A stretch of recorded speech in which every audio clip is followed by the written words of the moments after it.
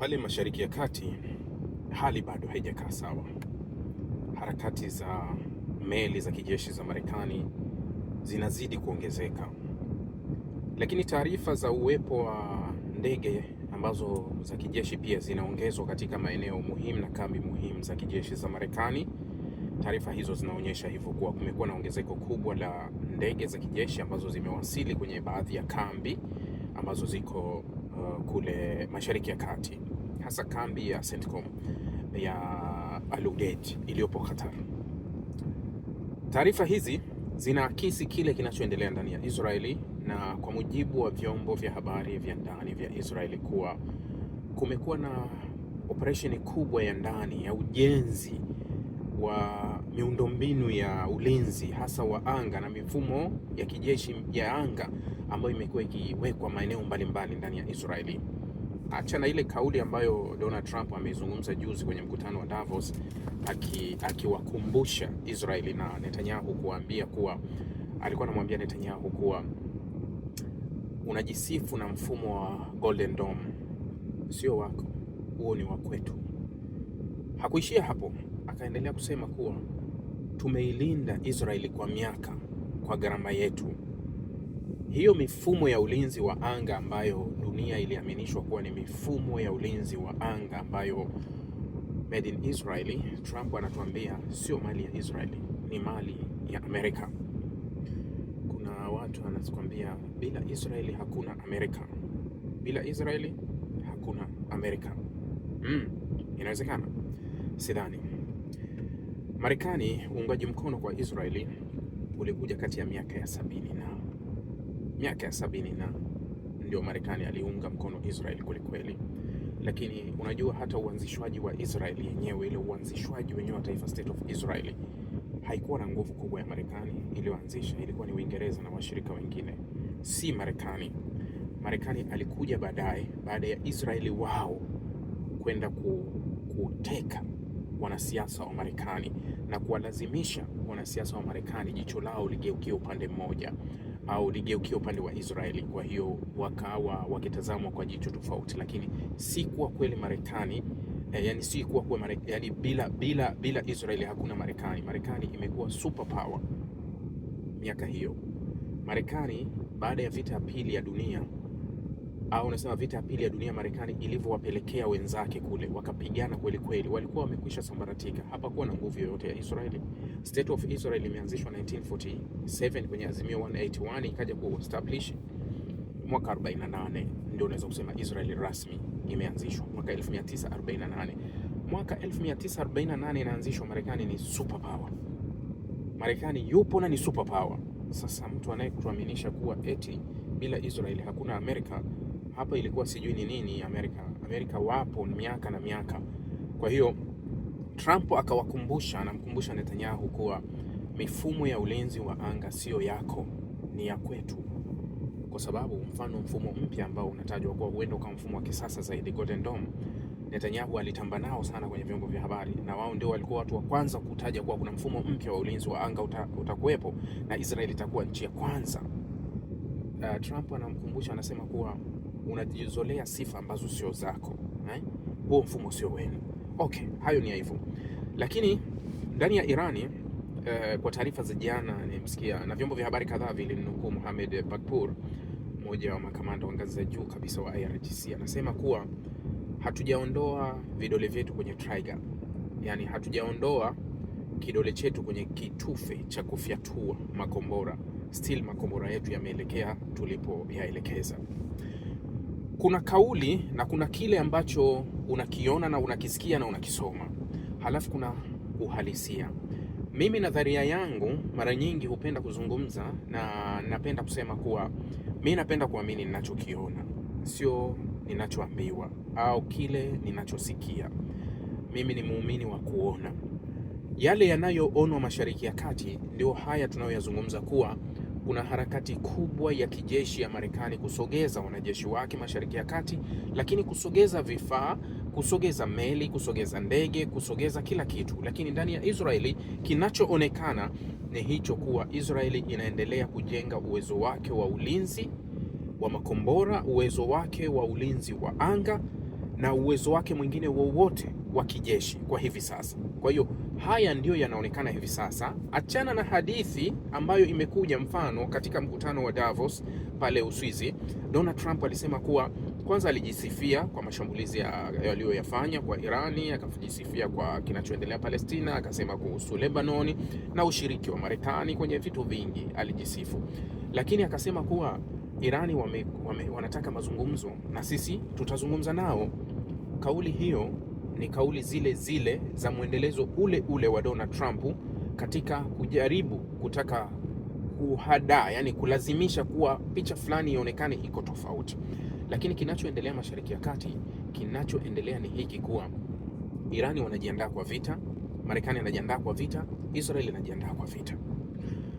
Mkirudi nyuma mtakumbuka nimewahi kuambia vita ya Iran, Israeli, Amerika kuepukika ni vigumu sana. Ima iepukike kwa njia mbili: tupigane vita, tukae kwenye maandishi ambayo kuwa yatakuwa na faida kwa Israeli. Unajua makubaliano ya JCPOA ya mwaka 2015 ambao Barack Obama aliingia, Israeli walipitisha ajenda zao nyingi Barack Obama azifuate, ikiwemo kuwa Irani kwenye urutubishaji wa urani awe zero. Obama hakufuata hilo, akawapa Irani wanachotaka. Irani wakasema tutarutubisha kwa 3.65, ile standard ya dunia ambayo inakubalika kwa mujibu wa sheria za kimataifa, 3.65. Israeli hakutaka Irani warutubishe urani hata katika kiwango ambacho nchi zote duniani zinayo haki ya kurutubisha katika kiwango hicho, lakini Barack Obama hakufuata hilo. Sasa nimekuwa nikizungumza mara kadhaa kuwa ukitazama Iran, ukitazama Israeli, kinachopiganiwa ni ukubwa wa eneo hili. Israeli, Trump muungaji mkono hasa wa kila kitu ambacho wao wanakiona ni sahihi kukifanya. Israeli hawawezi kuipoteza fursa ya kuungwa mkono na Trump katika kipindi hiki, kwa sababu nimeshazungumza mara kadhaa kuwa hawawezi tena kuja kuipata hii chance. Itachukua miaka mingi sana, itachukua miaka mingi sana Israeli kuja kuzalisha rais mwingine wa aina ya Trump katika kizazi chao, kwa sababu toka kuanzishwa kwao hajawahi kutokea rais wa Marekani ambaye amewapa kama Trump alivyowapa. Trump anawapa kila wanachokitaka. Sasa miaka mitatu ya Trump iliyobaki ni michache, lakini Israel wanataka watimize malengo yao, kwa sababu katika malengo ambayo wamekuwa nayo ni kujaribu kuivuruga ile Mashariki ya Kati ibaki kwenye njia yao. Wamefanikiwa kwa kiwango kikubwa kuziangusha nchi nyingi katika listi ya nchi zote ambazo zilikuwa kwenye listi kuwa tutagusa hii, tutagusa hii, tutagusa hii, wamemaliza zote, imebaki Iran. Licha ya kuwa Irani alikuwa juu, lakini ndio amebaki Irani peke yake. Sasa fursa ya Irani, Israeli hawawezi wakaipoteza mbele ya Donald Trump, kwa sababu Trump atawapa kile ambacho wanahisi wanakitaka kwa ajili ya Iran. Sasa ukisoma hata vyombo vya habari vya ndani vya Israeli vinakubaliana kile ambacho nilikizungumza wiki mbili zilizopita, baada ya taarifa ile kuwa Marekani anasema kuwa hatutoishambulia tena Iran kwa sababu Irani imesema haitowanyonga wale mateka iliyowakamata. Lakini kuna taarifa nilikuambia kuwa kulikuwa kuna vyombo vya habari viliripoti vingi kuwa kauli ya Saudi Arabia, kauli ya Marekani, kauli ya Saudi Arabia, Qatar na Misri zililazimisha Marekani isifanye shambulizi, yani zilimlazimisha Donald Trump asifanye shambulizi kwa Iran. Kauli hiyo, kauli ambayo ililaniwa sana na moja ya maseneta wa hafidhina wa mrengo wa kulia Lindsey Graham, ambaye anasema hatuhitaji kuwa na washirika wa namna hii ambao wanaweza wakazuia malengo yetu kutimiza. Yeye anaongea kama mzayuni totally, yani kwa malengo gani? Malengo ya kushambulia. Ukweli unabaki kuwa taarifa ya pili ya vyombo vya habari, ambao vyombo vingi vya habari vya ndani vya Israel vinathibitisha kuwa Israeli haikuwa imejiandaa na hiyo vita, na ndio maana vyombo vya habari vya Israeli kwa sasa vinakubali kuwa ndani ya Israeli hivi sasa Israeli anafanya maandalizi kwa hofu kuwa huenda kunaweza kukatokea malipizo, na Irani anafahamu hiki kinachopikwa au kinapotokea, na anafahamu kabisa kuwa Israeli hawezi kubaki nyuma ikiwa Marekani watawashambulia. Kwa hiyo ukisoma vyombo vya habari vya ndani vya Israeli vinasema kuwa Trump alikuwa kweli anapanga kuishambulia Irani, lakini alikuwa anataka achezeshe mchezo kama alivyofanya wakati ule June, ambapo Israeli hawakupendezewa. Unajua Irani walivyoshambulia vile vinu vya Fordo, Isfahani na Natanz vya Irani mwezi Juni, Israeli walitaka Marekani aendelee na ile vita mpaka kwenda kung'oa utawala. Trump alivyopiga karudi mbio akasema tumeshamaliza vita na tumefikia makubaliano, hakuna tena kupigana hafanya. Israeli hawakutaka hilo. Sasa hata hili la juzi ambalo Trump alikuwa anasema ataishambulia Iran, vyombo vya habari vya Israeli vinasema kuwa lengo na shambulizi la Trump lililokuwa linataka kufanyika ndani ya Irani lilikuwa halina tofauti na shambulizi lile la Juni, yani shambulizi la kiuoga. Unaenda unapiga alafu unarudi na kimya, jamani, hamna tena kupigana, tubaki tutulie, kila mtu akae.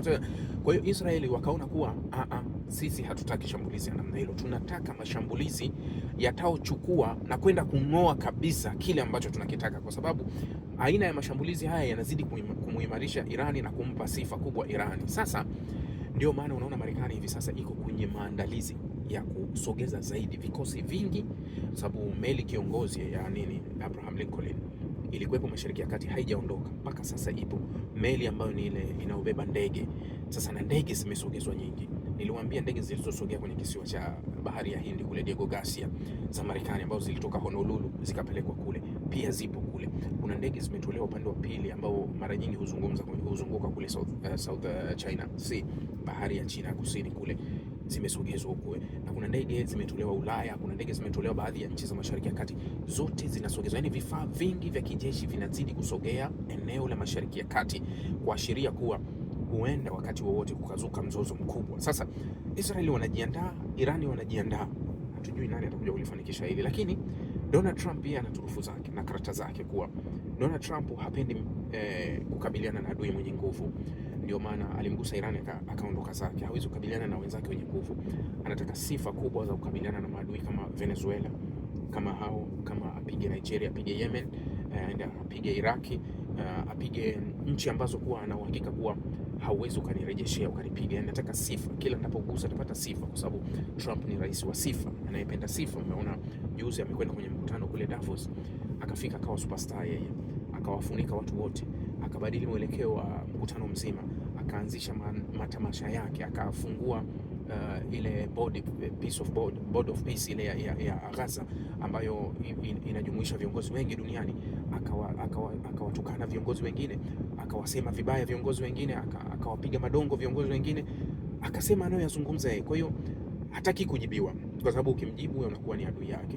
Umeona hata kwenye bodi ya amani hakumwalika, hayumo waziri mkuu wa Canada McCain, kwa sababu McCain alisimama kwenye hotuba akamkosoa, na alivyomkosoa yeye hapendi vitu kama hivyo.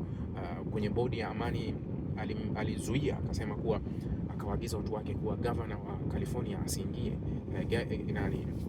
Newsom Gavin asiingie, na hakuingia, hakuruhusiwa kuingia, kwa sababu Trump si mtu anayekubali kukosolewa. Trump si mtu anayekubali challenge. Trump si mtu ambaye anakubali mawazo ya watu wengine kuwa sahihi, ila ya kwake tu anaona ni sahihi. So tusubiri hili la Mashariki ya Kati, sijui litaibuka lipi, lakini hali ya Mashariki ya Kati kinachoendelea ndio hiki, kuwa hali ya tahadhari iko juu sana, na Irani wako tayari, Israeli wako tayari, Marekani wako tayari.